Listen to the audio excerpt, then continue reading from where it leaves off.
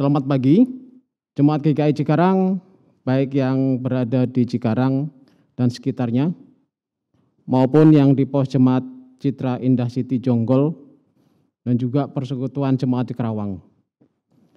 Majelis Jemaat GKI Cikarang mengucapkan selamat beribadah pada kebaktian Minggu 15 Agustus 2021 yang diadakan secara online melalui kanal YouTube GKI Cikarang.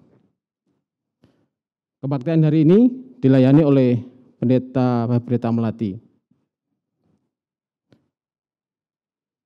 Bagi umat yang berminat menerima warta jemaat melalui email atau WA, dapat mendaftar dengan mengirimkan email ke Tata Usaha Gereja dengan email gkicikarang2014@gmail.com dengan subjek kirim warta. Sebelum ibadah dimulai, mari kita mengambil saat teduh sejenak.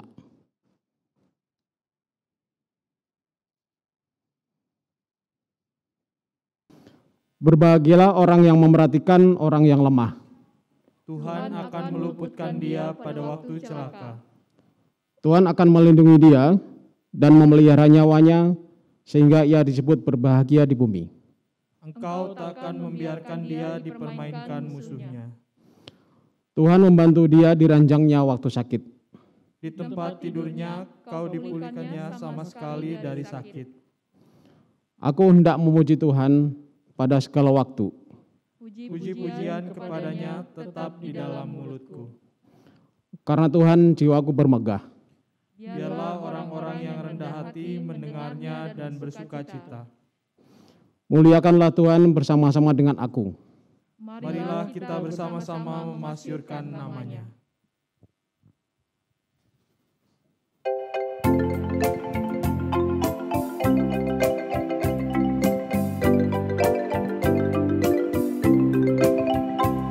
Nyanyikan kasih setia Tuhan selamanya, selamanya. Ku nyanyikan kasih setia Tuhan selamanya, ku nyanyikan selamanya. Ku tuturkan padamu kasih setiamu Tuhan, tuturkan padamu kasih setiamu turun-temurun. Ku nyanyikan kasih setia Tuhan selamanya, selamanya. Ku nyanyikan kasih setia Tuhan selamanya, ku nyanyikan selamanya. Umat yang dikasihi Tuhan, kebaktian ini berlangsung dengan satu pengakuan bahwa pertolongan kita adalah di dalam nama Allah Bapa, Putra, dan Roh Kudus.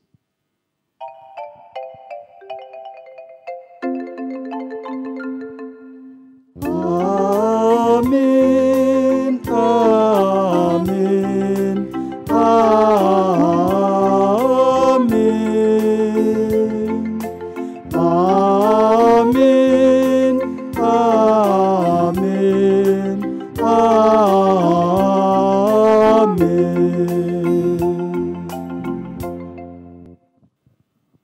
Tuhan beserta saudara Dan beserta saudara juga. Yesus Kristus adalah hamba Allah yang diutus untuk memulihkan umat dari dosa-dosa, penderitaan, kelemahan, duka cita, dan kesakitan yang ditanggung oleh mereka. Minggu ini kita merayakan bulan seni dan budaya yang secara khusus mengarahkan perhatian kita kepada Allah yang menyembuhkan umatnya. Allah memiliki hati yang penuh belas kasih kepada umat. Allah rindu melihat umat mengalami pemulihan dari keadaan mereka yang berdosa, sakit, berduka, dan penuh penderitaan, serta mengenalnya lebih baik.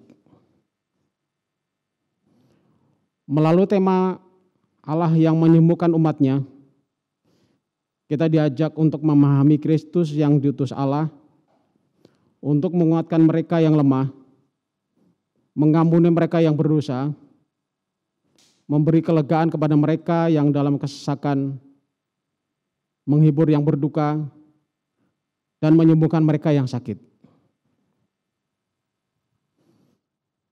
Dalam Yesaya 53 ayat 4-5 dikatakan demikian. Tetapi sesungguhnya penyakit kitalah yang ditanggungnya dan kesengsaraan kita yang dipikulnya. Padahal kita mengira dia kena tulah, dipikul dan ditindas Allah. Tetapi dia tertikam oleh karena pemberontakan kita. Dia diremukkan oleh kejahatan kita. Ganjaran yang mendatangkan keselamatan bagi kita ditimpakan kepadanya. Dan oleh bilur-bilurnya kita menjadi sembuh. Namun di tengah kehidupan yang individualistis ini, kita seringkali lupa akan panggilan Allah kepada kita.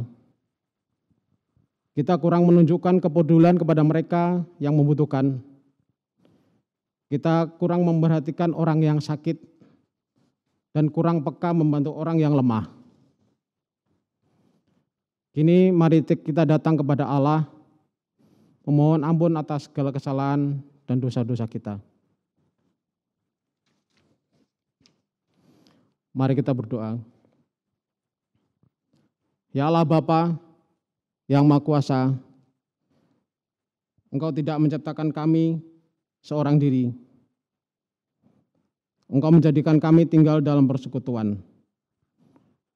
Engkau memanggil kami untuk diam bersama dan saling mendukung satu dengan yang lain. Namun kami seringkali abai terhadap panggilan-Mu karena kami lebih mementingkan apa yang terbaik untuk diri kami, apa yang membuat diri kami nyaman dan merasakan kenikmatan seorang diri.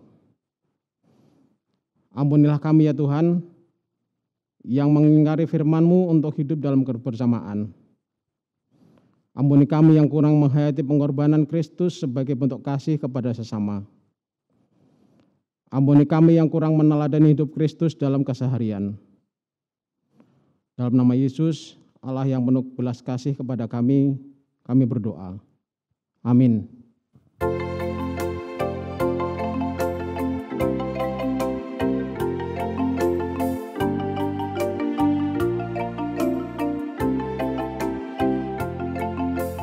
Jika jiwaku berdoa kepadamu Tuhanku, ajar aku terima saja pemberian tangan-Mu dan mengaku seperti Yesus di depan sengsaranya. Jangan kehendakku Bapa, kehendakmu jadilah.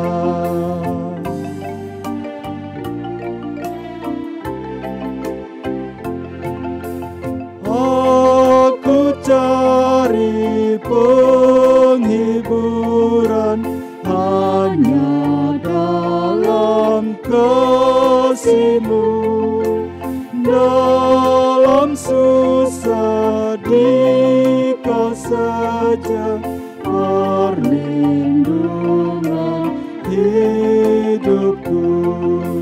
Ku mengaku seperti Yesus di depan sengsaranya. Jangan kehendakku Bapa, kehendak-Mu jadilah.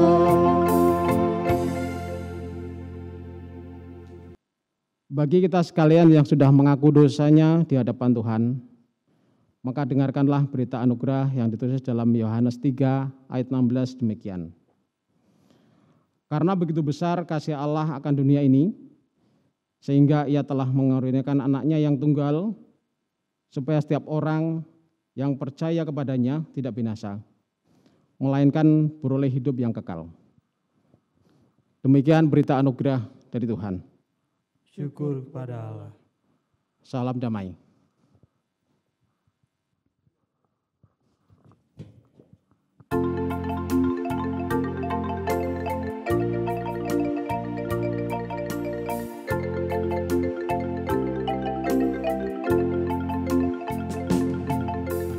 Yesus kawan yang sejati,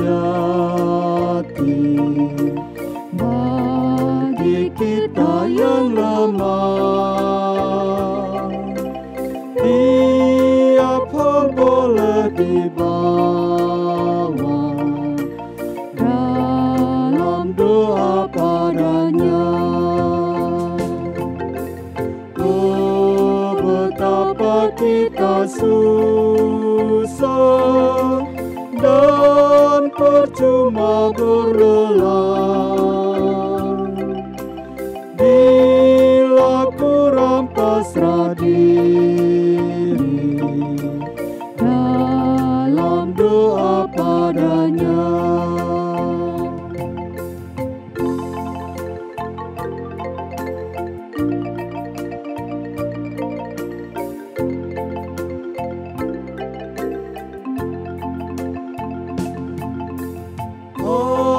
Adakah hatimu sarah, jiwa ragamu lelah? Yesuslah penolong kita, naikkan doa padanya. Biar kawan lain menghilang, Yesus kawan yang bakal. Ia mau menghibur kita atas doa padanya.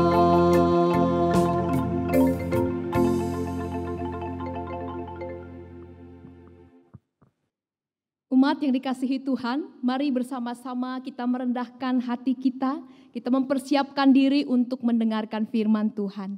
Mari berdoa. Bapa di dalam surga, Engkau menyertai kami dengan kasih setiamu.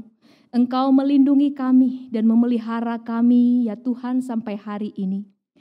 Sekarang ini ya Tuhan, kami datang kepadamu untuk mengalami kembali kasih Tuhan yang besar bagi kami. Kami rindu untuk melihat kembali pertolongan Tuhan kepada mereka yang lemah. Kami rindu untuk melihat Tuhan membuka jalan bagi saudara-saudari kami yang kini tengah dalam pergumulan. Dan kami rindu Tuhan memimpin kami pada jalan kebenaran. Oleh karena itu ya Tuhan, kami bersama-sama rindu untuk dipenuhi oleh firman Tuhan, mengalami kuasa Tuhan, dan digerakkan oleh Roh Kudus untuk melakukan apa yang Tuhan kehendaki bagi kami saat ini. Terima kasih Tuhan, di dalam nama Tuhan Yesus, firman yang hidup kami berdoa. Amin. Bapak, Ibu, saudara-saudari yang dikasihi Tuhan, saat ini kita akan membaca bersama bacaan Injil yang diambil dari Yohanes 5 ayat 1 sampai 18. Yohanes 5 ayat 1 sampai 18. Sesudah itu ada hari raya orang Yahudi dan Yesus berangkat ke Yerusalem. Di Yerusalem dekat pintu gerbang domba ada sebuah kolam yang dalam bahasa Ibrani disebut Betesda. Ada 5 serambinya dan di serambi-serambi itu berbaring sejumlah besar orang sakit, orang-orang buta, orang-orang timpang, dan orang-orang lumpuh yang menantikan goncangan air kolam itu. Sebab sewaktu-waktu turun malaikat Tuhan ke kolam itu dan menggoncangkan air itu. Barang siapa yang terdahulu masuk ke dalamnya sesudah goncangan air itu menjadi sembuh, apapun juga penyakitnya. Di situ ada seorang yang sudah 38 tahun lamanya sakit. Ketika Yesus melihat orang itu berbaring di situ, dan karena ia tahu bahwa ia telah lama dalam keadaan itu, berkatalah ia kepadanya, "Maukah engkau sembuh?" Jawab orang sakit itu kepadanya, "Tuhan, tidak ada orang yang menurunkan aku ke dalam kolam itu apabila airnya mulai goncang. Dan sementara aku menuju kolam itu, orang lain sudah turun mendahului aku." Kata Yesus kepadanya, "Bangunlah, angkatlah tilammu dan berjalanlah." Dan pada saat itu juga sembuhlah orang itu, lalu ia mengangkat tilamnya dan berjalan. Tetapi hari itu hari Sabat. Karena itu orang-orang Yahudi berkata kepada orang yang baru sembuh itu, "Hari ini hari Sabat dan tidak boleh engkau memikul tilammu." Akan tetapi ia menjawab mereka, "Orang yang telah menyembuhkan aku, dia yang mengatakan kepadaku, 'Angkatlah tilammu dan berjalanlah.'" Mereka bertanya kepadanya, "Siapakah orang itu yang berkata kepadamu, 'Angkatlah tilammu dan berjalanlah'?" Tetapi orang yang baru sembuh itu tidak tahu siapa orang itu, sebab Yesus telah menghilang ke tengah-tengah orang banyak di tempat itu.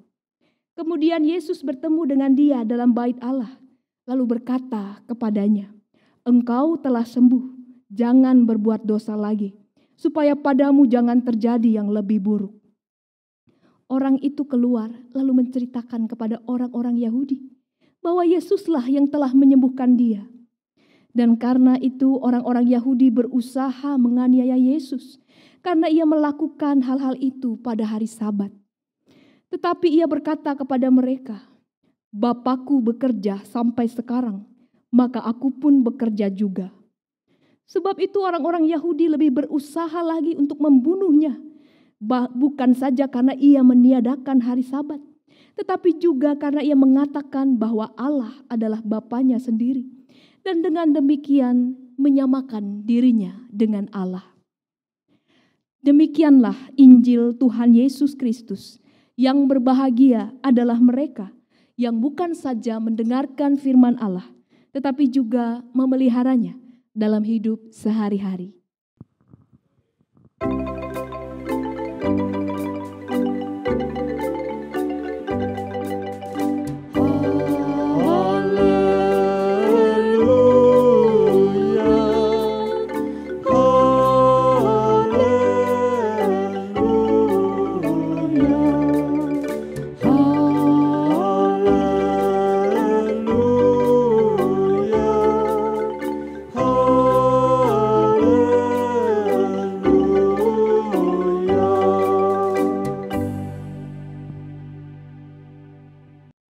Selamat pagi Bapak Ibu, Saudara-saudari, selamat hari Minggu untuk kita semua.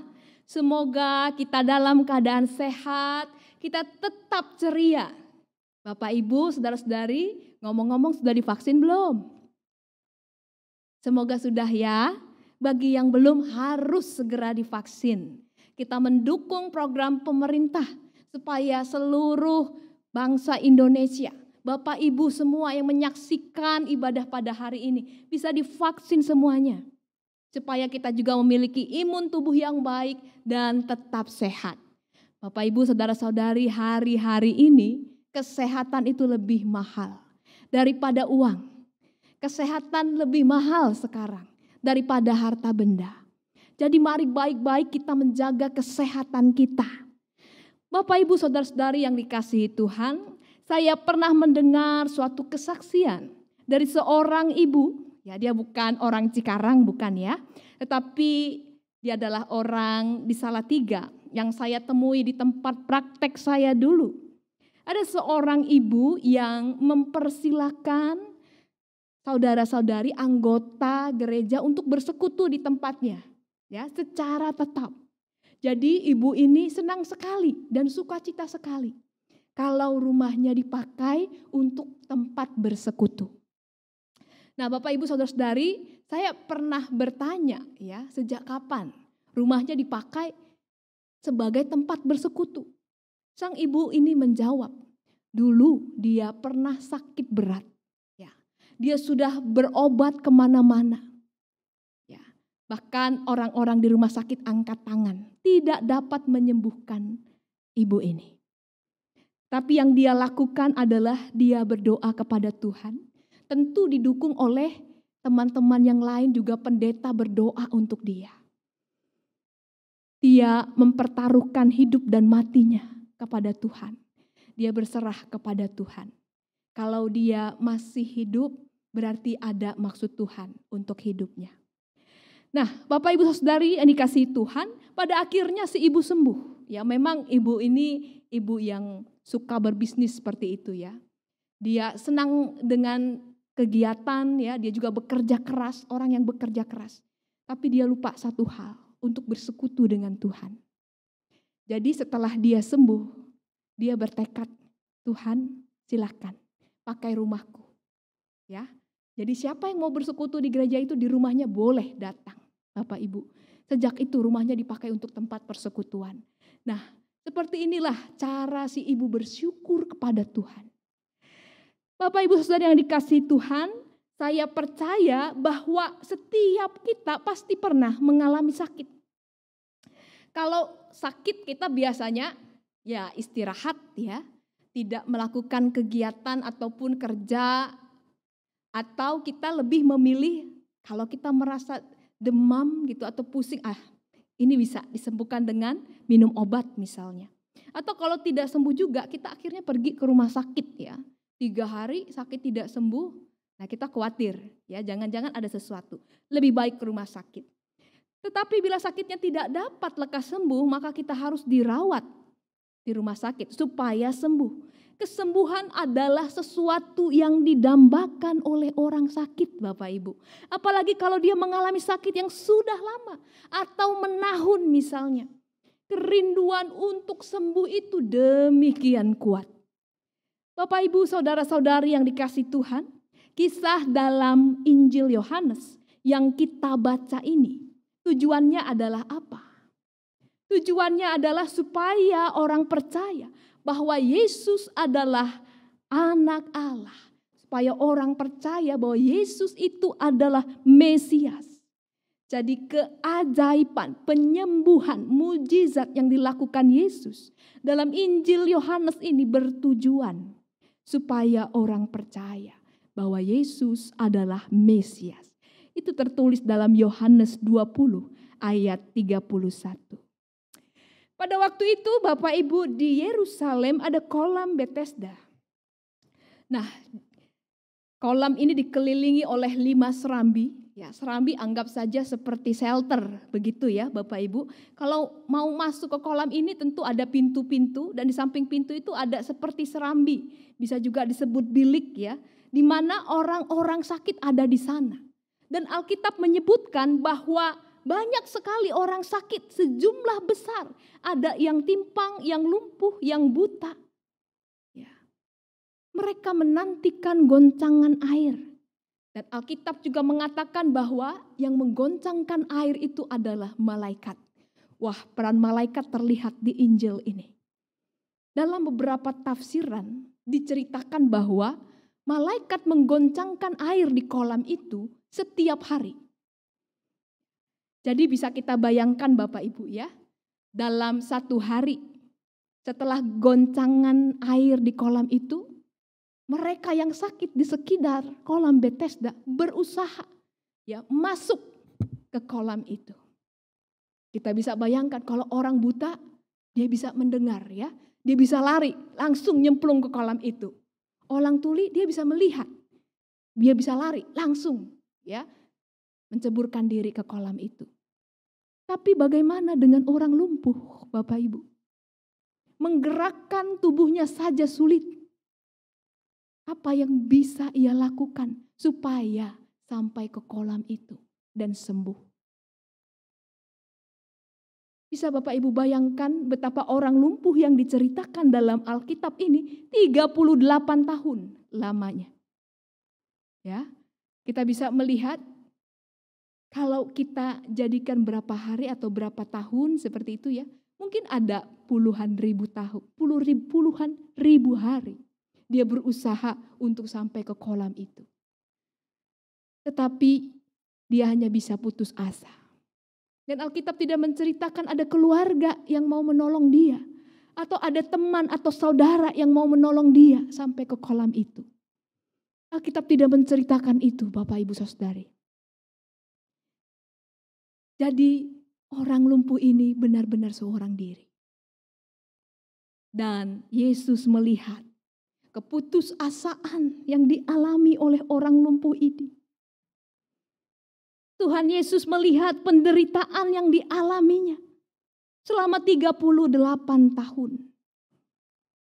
Bukan main kalau dia sampai saat itu bertahan di kolam Bethesda. Bukan main kuatnya hatinya, Bapak Ibu.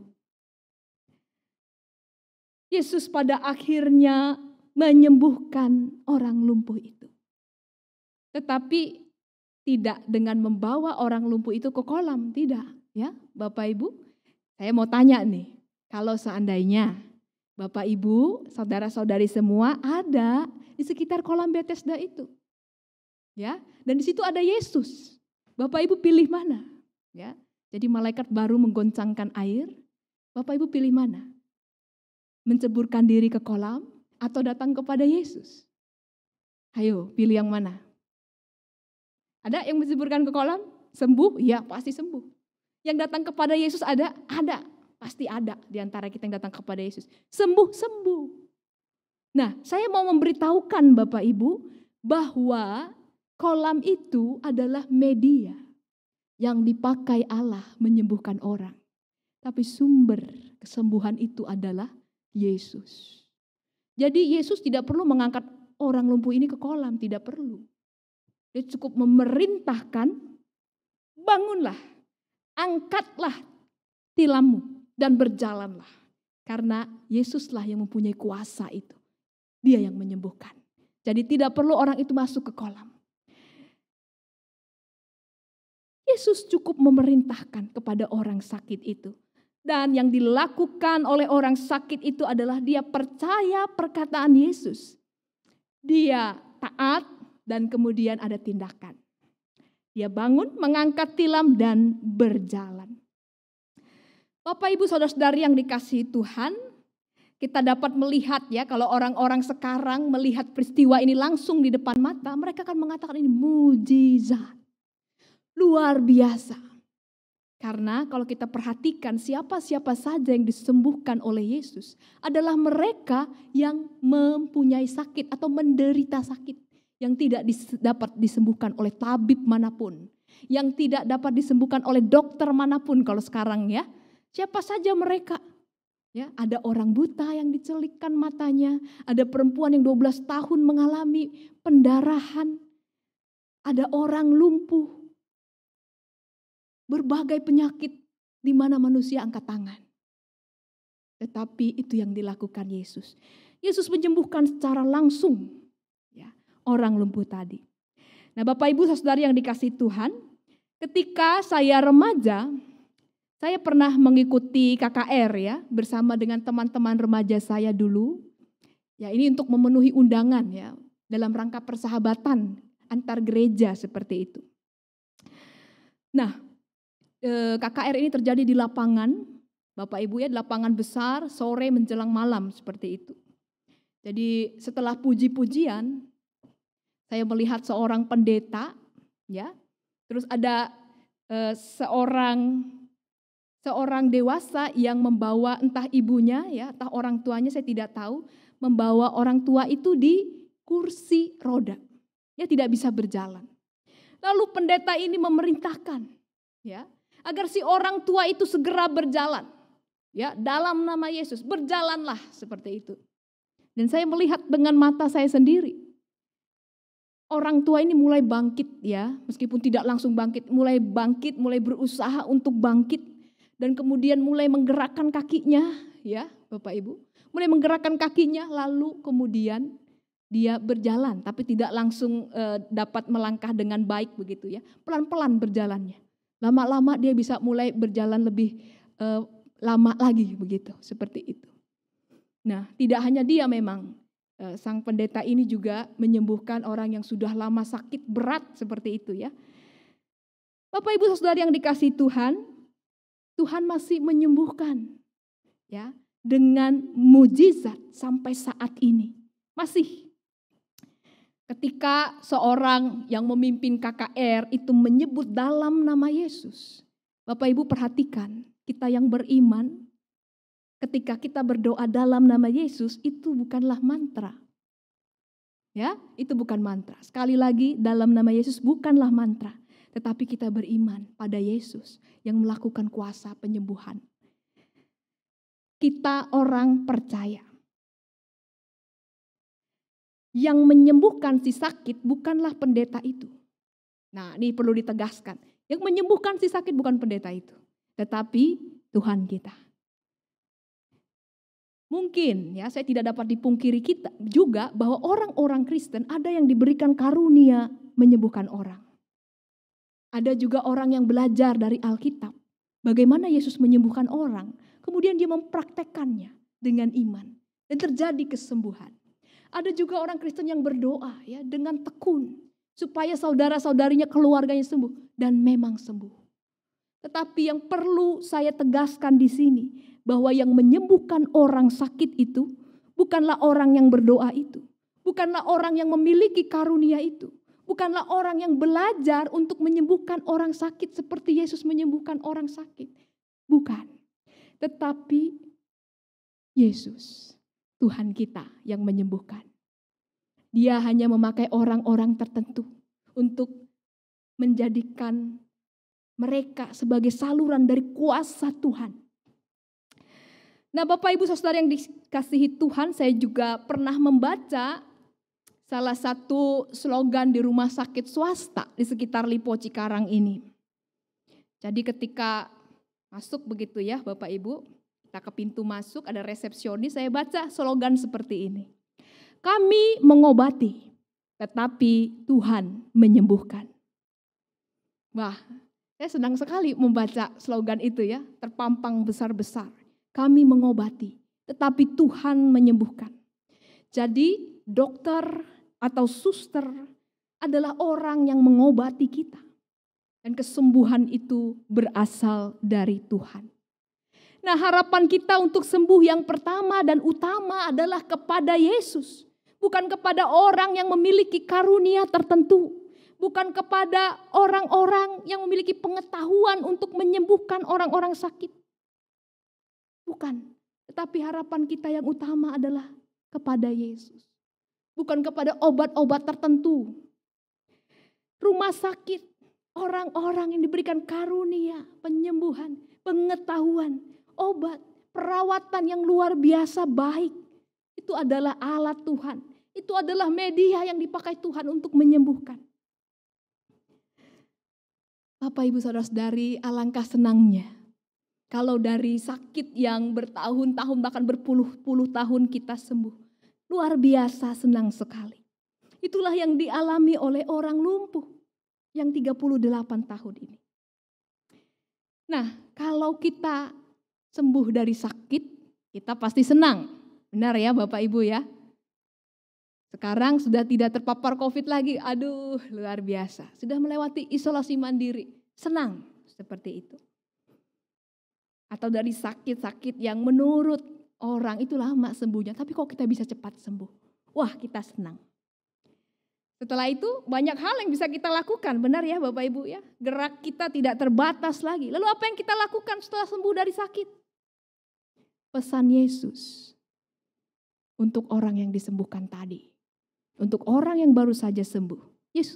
Yesus mengatakan seperti ini. Engkau telah sembuh. Jangan berbuat dosa lagi. Supaya padamu jangan terjadi yang lebih buruk. Ya. Yohanes 5 ayat 14. Nah, memang Bapak Ibu Saudari di Alkitab kita ya ditunjukkan kepada kita bahwa penyebab sakit ya umumnya orang-orang Yahudi percaya adalah dosa seperti itu ya. Mungkin dia melakukan dosa atau mungkin orang tuanya kita tidak tahu. Tetapi yang jelas Yesus menunjukkan jangan berbuat dosa lagi. Penyebab sakit banyak, tidak hanya dosa, bisa juga karena iblis ya. Ayub itu sakit karena apa? Karena iblis ya, seperti itu. Lalu ada orang sakit karena Allah ingin melakukan pekerjaan di dalam orang itu ya. Lalu juga ada karena kita tidak memperhatikan kesehatan kita sendiri. Nah, Bapak Ibu Saudari yang dikasihi Tuhan, tetapi yang jelas ketika ya kita sembuh dari sakit, bukan berarti semuanya sudah selesai. Dan hore ya, saya bisa melakukan apa saja, tidak. Tetapi di sini Tuhan justru mengarahkan orang lumpuh ini supaya dia mengalami pembaruan hidup. Supaya dia tidak berbuat dosa lagi. Orang yang lumpuh ini kemudian menjadi saksi ya, dia telah sembuh. Dia menceritakan bahwa Yesuslah yang menyembuhkan dia. Bapak Ibu Saudari yang dikasihi Tuhan, Kristus rindu untuk menyembuhkan kita, tidak hanya fisik kita, tetapi juga jiwa kita, bahkan spiritualitas kita. Kristus rindu untuk menyembuhkan kita dengan utuh. Dan kesembuhan yang Yesus inginkan terjadi bukan hanya memulihkan kesehatan kita, tetapi memulihkan diri kita dari dosa-dosa. Memulihkan kita dari relasi yang rusak dengan sesama. Dari relasi yang rusak dengan Tuhan. Yesus ingin membawa kita kepada terangnya. Yesus ingin membuat kita menjadi orang-orang yang berpartisipasi dalam persekutuan dengannya. Dia rindu kita menjadi saksinya. Ketika kita sakit dan kita telah sembuh. Karena disembuhkan oleh Tuhan. Apakah itu secara langsung ataupun tidak langsung Bapak Ibu Saudari. Setelah itu Tuhan memanggil kita. Seperti orang lumpuh tadi. Hidup kita harus lebih baik dari sebelum kita sakit. Ketika kita sembuh, mari kita bertekad untuk meninggalkan kehidupan lama kita. Mari kita bertekad untuk meninggalkan kejahatan, meninggalkan dosa. Walaupun penyebab penyakit kita bukan dosa ya Bapak Ibu. Tapi Tuhan rindu supaya kita pulih ya, relasi kita juga dengan Tuhan dan dengan gerejanya. Nah, ini yang sering dilupakan oleh orang-orang Kristen. Ketika sembuh ya sudah, terima kasih Tuhan ya. Tapi wujudkanlah syukur Bapak Ibu Saudari yang sudah disembuhkan dengan menjadi saksi Tuhan, dengan melayani Tuhan, memenuhi panggilan Tuhan. Hidup Bapak Ibu Saudara-saudari harus lebih baik, lebih baru lagi dari sebelumnya. Karena ini Bapak Ibu, rencana Tuhan menyembuhkan kita. Ingat, kesembuhan itu juga bagian dari keselamatan yang Tuhan kerjakan pada kita. Memang penyembuhan yang Yesus kerjakan dilakukan pada hari Sabat. Nah, mengenai hari Sabat ini orang-orang Yahudi menyerang Yesus dengan dua tuduhan. Yang pertama, Yesus melanggar peraturan hari Sabat. Ya, kalau di hari Sabat kan tidak boleh ada yang bekerja begitu ya Bapak Ibu. Tetapi Yesus menyembuhkan orang, bahkan menyuruh orang mengangkat tilam misalnya. Itu tuduhan yang pertama. Yang kedua, ia menghujat Allah katanya. Karena ia menganggap pekerjaannya sendiri itu setaraf dengan pekerjaan Allah. Bapak Ibu Saudari, sesungguhnya kegiatan atau pekerjaan Allah tidak berakhir ketika menciptakan langit dan bumi. Allah terus bekerja sampai hari ini. Pada masa pandemi ini pun, ya, Allah kita tidak cuti, ya, tidak libur. Dia terus bekerja. Menyembuhkan kita, memulihkan kita, supaya kita mengalami keselamatan, pemulihan, kesembuhan, supaya kita yang bisa beristirahat, Bapak Ibu. Perhatikan Bapak Ibu saudara-saudari, dalam konteks ini, Yesus di sini tidak sebagai manusia, tetapi sebagai Allah. Sehingga ia terus bekerja sampai saat ini. Kalau manusia harus mematuhi hukum Sabat, tetapi Kristus, dia adalah Allah. Dia melakukan penyembuhan. Karena itulah yang dikerjakan Allah. Jadi Yesus ingin orang-orang pada waktu itu mengenalnya sebagai Mesias. Yesus melakukan penyembuhan sebagai Allah. Allah yang menyembuhkan umatnya. Bapak, Ibu, saudara-saudari yang dikasihi Tuhan, kalau sekarang kita menyadari bahwa kesembuhan itu berasal dari Tuhan, bukan dari segala sesuatu yang ada di dunia ini. Bukan dari kita yang diberikan karunia. Bukan dari kita yang terus-menerus berdoa. Tapi kita diperlukan sebagai alat Tuhan untuk menyalurkan kuasa-Nya. Menyembuhkan, menyelamatkan sebanyak mungkin orang. Lalu setelah kita sembuh, atau mengalami keselamatan dari Tuhan, jangan berhenti sampai di sini. Tetapi muliakanlah Tuhan. Pujilah Tuhan dengan menjadi saksinya. Hidup dalam firman-Nya. Jauhilah kejahatan. Jauhilah kehidupan di dalam daging. Jauhilah segala yang tidak berkenan di hadapan Tuhan. Mari kita ambil bagian dalam persekutuan. Kita melayani Tuhan. Tuhan Yesus mengasihi kita semua. Amin. Marilah bersama dengan gereja di segala abad dan tempat, kita mengikrar ulang pengakuan iman kita seturut dengan pengakuan iman rasuli. Demikian, aku percaya kepada Allah, Bapa yang Maha Kuasa, Khalik langit dan bumi, dan kepada Yesus Kristus, anaknya yang tunggal Tuhan kita, yang dikandung daripada Roh Kudus, lahir dari anak darah Maria, yang menderita sengsara di bawah pemerintahan Pontius Pilatus, disalibkan, mati dan dikuburkan, turun ke dalam kerajaan maut. Pada hari yang ketiga, bangkit pula dari antara orang mati. Naik ke surga, duduk di sebelah kanan Allah, Bapa yang Maha Kuasa, dan dari sana Ia akan datang untuk menghakimi orang yang hidup dan yang mati. Aku percaya kepada Roh Kudus, gereja yang kudus dan am, persekutuan orang kudus, pengampunan dosa, kebangkitan orang mati, dan hidup yang kekal. Bapak, Ibu, saudara-saudari yang dikasihi Tuhan, bersama-sama kita akan menaikkan doa syafaat. Mari berdoa. Tuhan Yesus, sungguh indah berita keselamatan yang boleh kami dengar. Tuhan terus mengerjakan karya keselamatan di antara kami sampai saat ini. Secara khusus menyembuhkan kami yang sakit. Tuhan yang mengasihi kami. Saat ini kami bersyukur untuk saudara-saudari kami yang sudah pulih dari sakitnya. Mereka yang sudah tidak isolasi mandiri lagi saat ini. Mereka yang disembuhkan dari sakit, baik secara langsung maupun tidak langsung.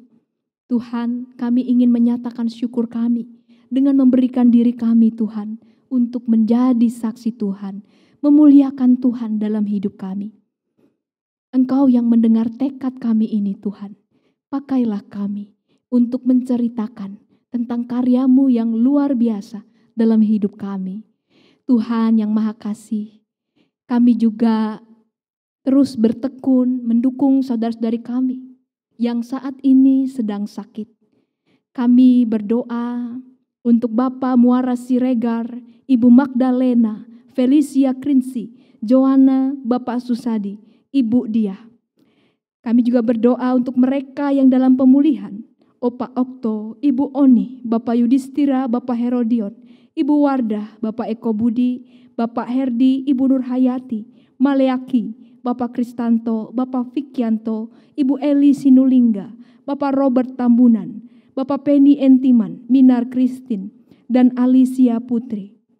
Kami juga berdoa untuk mereka yang sedang isolasi mandiri, Bapak Rara Zega dan Ibu Meldi. Tuhan Yesus, Engkau pimpin kami semua untuk mengarahkan pengharapan kami kepada Engkau. Karena kesembuhan dan pemulihan daripadamu-lah asalnya. Tolonglah kami ya Tuhan untuk tetap menjaga kesehatan kami. Terus mengkonsumsi obat yang memang harus kami konsumsi. Menyediakan waktu untuk beristirahat. Tolong kami juga untuk tidak lupa senantiasa mengingat akan Engkau. Kami percaya ya Tuhan, Engkau terus bekerja sampai hari ini melalui Roh Kudus yang senantiasa memberikan pertolongan kepada kami yang lemah, memberi kekuatan. Engkau yang juga terus memberikan semangat bagi kami untuk bangkit dari rasa sakit kami, dari kelemahan kami. Biarlah hari-hari boleh kami lalui dengan penuh syukur. Dan kami berdoa untuk keluarga yang senantiasa mendukung saudara-saudari kami yang sakit, mereka yang mendampingi saudara-saudari kami yang sakit. Tuhan berikan kesabaran, kekuatan, ketekunan. Kami percaya kasih sayang dari keluarga pun mampu untuk memberikan pemulihan, kesembuhan, menyemangati saudara-saudari kami agar mereka boleh bersukacita dan dapat sembuh dari sakit penyakit mereka. Tuhan, kami berduka cita bersama dengan Ibu Rotua Lasmawati dan keluarga karena kehilangan ayahanda almarhum Bapak Royen Huta Gaul. Kami berduka bersama Bapak Jamesi Kindangen dan keluarga karena kehilangan ayahanda almarhum Bapak Abed Neu Hermias Kindangen. Roh Kudus kiranya menghibur dan menolong mereka untuk dapat menerima peristiwa duka cita ini. Roh Kudus terus memimpin mereka untuk dengan rela menerima kehilangan. Dan Roh Kudus yang menyembuhkan mereka, memberi pengharapan mereka. Pada hari-hari baru selepas kepergian almarhum orang tua yang kami cintai. Kami percaya bahwa saudara-saudari kami, anggota keluarga kami yang meninggal di dalam Tuhan, beroleh kehidupan kekal bersama dengan Allah Bapa di sorga. Kami juga mau berdoa ya Tuhan, untuk adik-adik kami, mereka yang memasuki jenjang studi yang baru, mereka yang memulai untuk belajar kembali di sekolah-sekolah, di perguruan tinggi. Tuhan, Engkau yang memimpin mereka, adik-adik kami ataupun anak-anak kami, agar mereka tetap semangat bersukacita dalam melanjutkan studi mereka. Walaupun saat ini mereka melakukannya dengan pembelajaran jarak jauh, tetapi hal itu justru membangkitkan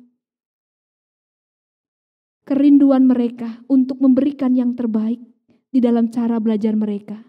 Dan pimpin kami orang tua Tuhan untuk mendampingi mereka, memberi semangat kepada mereka, mendidik mereka lebih baik lagi.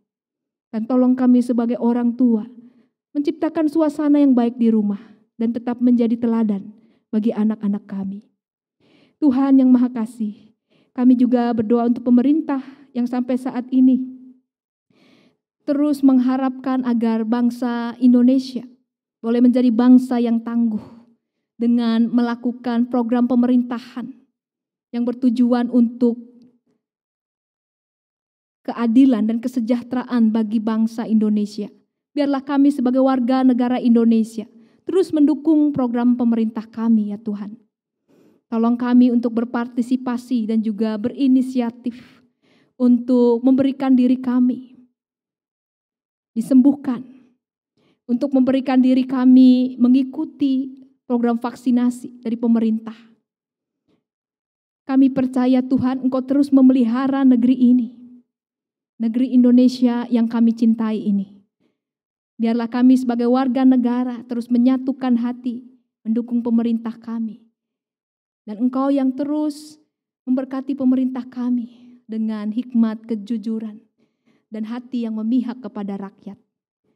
Kami percaya bahwa damai sejahtera terus Allah kerjakan di antara kami, bangsa Indonesia ini. Terpujilah Engkau Bapa kami. Kita akan mengakhiri doa ini dengan doa Bapa kami. Bapa kami yang ada di sorga, dikuduskanlah namamu. Datanglah kerajaan-Mu, jadilah kehendak-Mu di bumi seperti di sorga. Berikanlah kepada kami pada hari ini makanan kami yang secukupnya. ampunilah kami akan kesalahan kami, seperti kami juga mengampuni orang yang bersalah kepada kami.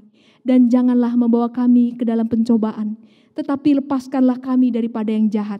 Karena Engkaulah yang mempunyai kerajaan dan kuasa dan kemuliaan sampai selama-lamanya. Amin. Marilah kita bersyukur atas pemeliharaan Tuhan dalam hidup kita sebagai dasar persembahan.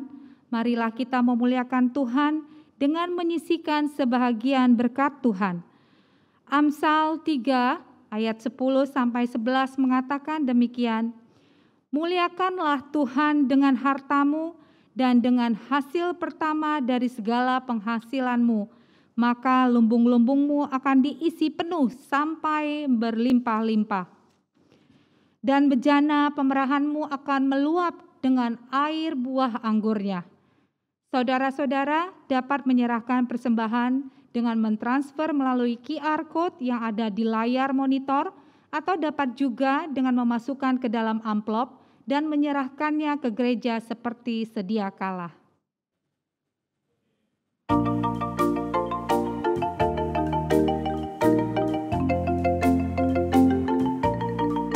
Syukur padamu ya Allah atas segala rahmat-Mu. Syukur atas kecukupan dari kasih-Mu penuh. Syukur atas pekerjaan walau tubuh pun lemah. Syukur atas kasih sayang dari sanak dan teman.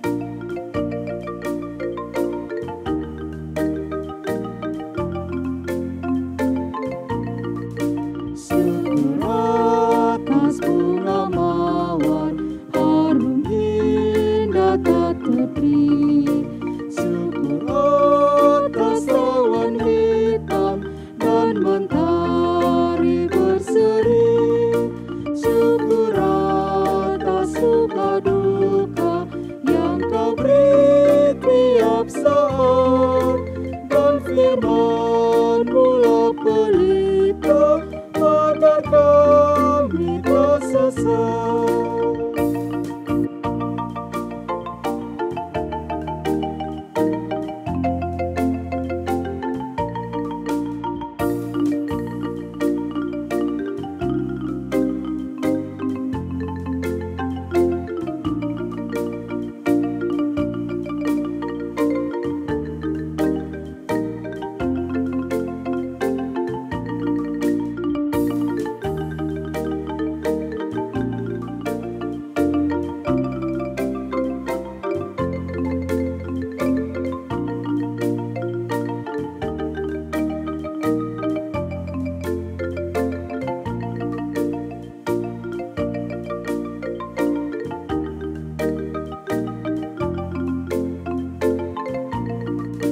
Syukur atas keluarga penuh kasih yang mesra. Syukur atas perhimpunan yang memberi sejahtera. Syukur atas kekuatan kala duka dan kesal. Syukur atas pengharapan kini dan selamanya.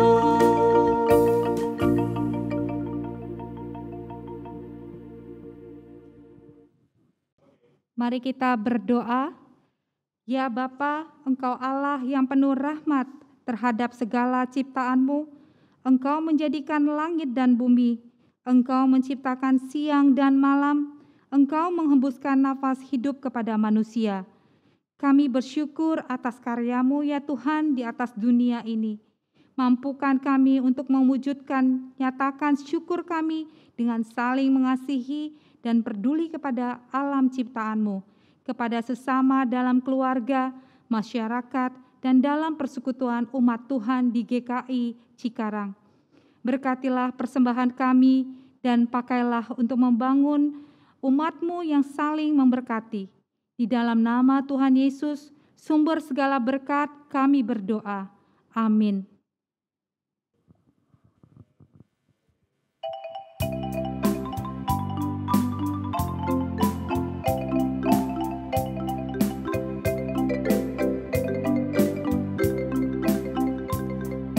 Tenanglah kini hatiku, Tuhan memimpin langkahku.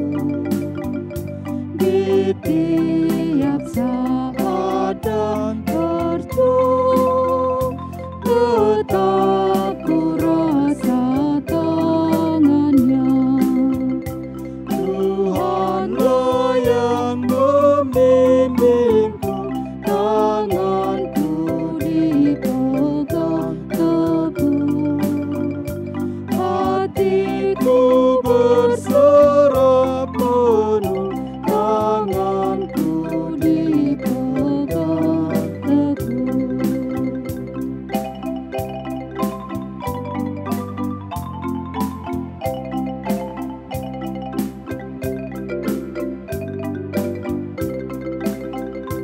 Aku sesalkan hidupku, betapa juga nasibku.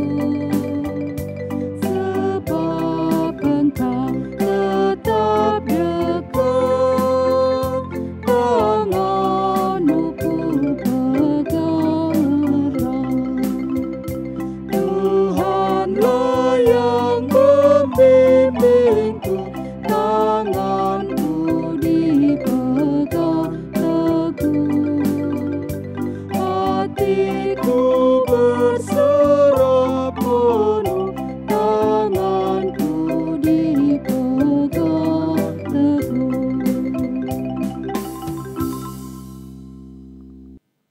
Umat yang dikasihi Tuhan, arahkanlah hatimu kepada Tuhan. Kami mengarahkan hati kami kepada Tuhan. Jadilah saksi Kristus, Syukur kepada Allah, terpujilah Tuhan. kini dan selamanya. Marilah kita memenuhi panggilan Tuhan untuk peduli kepada mereka yang lemah, yang sakit, dan yang membutuhkan. Terimalah berkat Tuhan. Semoga Allah, sumber pengharapan, memenuhi kamu dengan segala sukacita dan damai sejahtera dalam iman kamu, supaya oleh kekuatan Roh Kudus kamu berlimpah-limpah dalam pengharapan. Amin.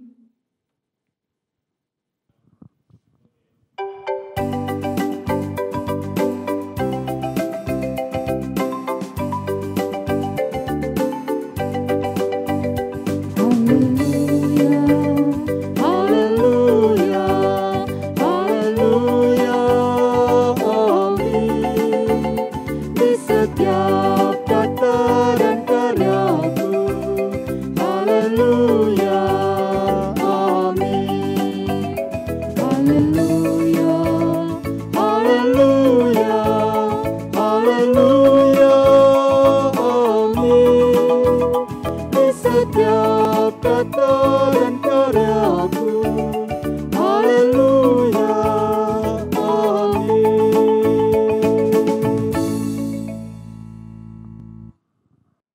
Jemaat dipersilakan untuk mengambil saat teduh sejenak.